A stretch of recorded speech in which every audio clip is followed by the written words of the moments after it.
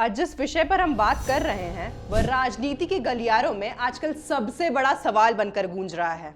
क्या झारखंड में SIR लागू होने वाला है? इस नाम में ही एक सस्पेंस है।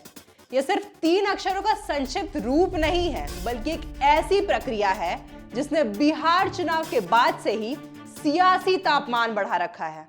नमस्कार, मैं अस्मिता तिवारी और आप देखना शुरू कर चुके हैं global media update.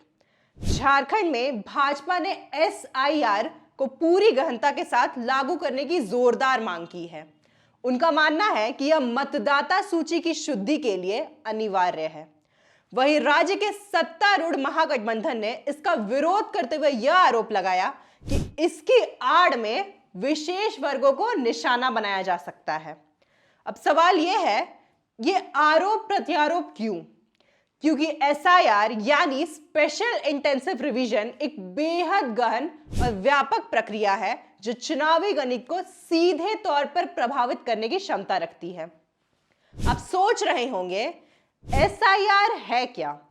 SIR Bharat निर्वाचन आयोग ECI द्वारा चलाए जाने वाला एक असाधारण, केंद्रित और समयबद्ध अभियान है जिसका प्रमुख उद्देश्य मतदाता सूची को त्रुटि रहित, सटीक और पारदर्शी बनाना है। आमतौर पर हर साल वोटर लिस्ट का सालाना पुनरीक्षण होता है, लेकिन जब दशकों तक सूचियों में बड़े पैमाने पर गड़बड़ियां जमा हो जाती हैं, तो उन्हें जड़ से खत्म करने के लिए SIR जैसा गहन अभ्यास लाया जाता है। पिछली बार भारत में यह व्यापक रूप से 2002 से 2004 के बीच हुआ था। SIR काम कैसे करता है? सबसे पहले बूथ लेवल ऑफिसर BLO घर घर जाकर हर मतदाता के विवरण की जांच करते हैं और उन्हें एक गणना फॉर्म भरने के लिए दिया जाता है।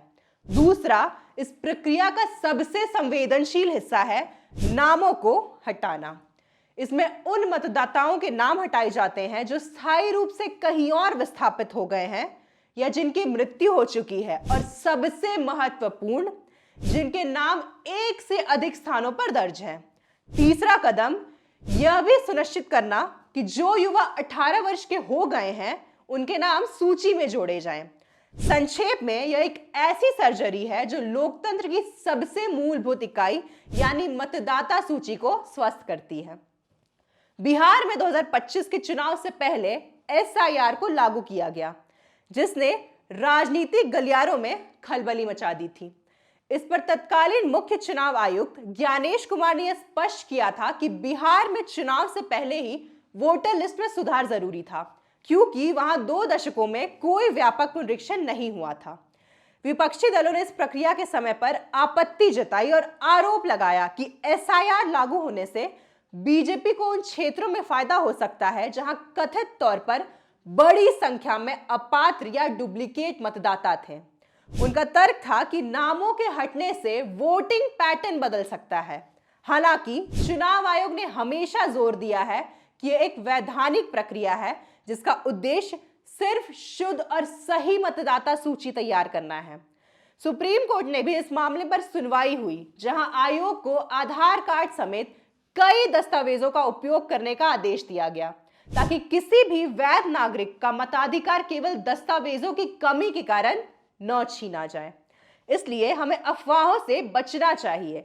SIR का उद्देश्य सिर्फ अवैध और फर्जी मतदाताओं की पहचान करना है, न कि किसी वैध भारतीय नागरिक का नाम जानबूझकर हटाना। SIR एक बड़ी सफाई है जो हमारे लोकतंत्र की नींव को मजबूत करने के लिए जरूरी है। झारखंड में भी चुनाव आयोग ने SIR के लिए तैयारियां शुरू करने के लिए निर्देश दे दिए हैं। एक नागरिक के तौर पर हमारा कर्तव्य है कि हम अफवाहों पर ध्यान न दें, बल्कि इस प्रक्रिया में बूथ लेवल ऑफिसर BLO का सहयोग करें। हमें यह सुनिश्चित करना चाहिए कि हमारा और हमारे परिवार के पात्र सदस्यों का नाम सूची में सही हो। लोकतंत्र की ताकत आपकी जागरूकता और सक्रिय सहभागिता में निहित है। चुनावी बहसें चलती रहेंगी, आरोप प्रत्यारोप बढ़ते रहेंगे, लेकिन असली सवाल यही है कि हम अपने लोकतांत्रिक हक को कितना गंभीरता से लेते हैं। आपका नाम वोटर लिस्ट में सही दर्ज है या अगला अपडेट आपका इंतजार कर रहा है? कमेंट में बताएं। ऐसी और वीडियोस के लिए जुड़े रहे हमारे चैनल ग्लोबल मीडिया अपडेट के साथ। वीडियो को लाइक करें, शेयर करें, चैनल को सब्सक्राइब करें। धन्यवाद।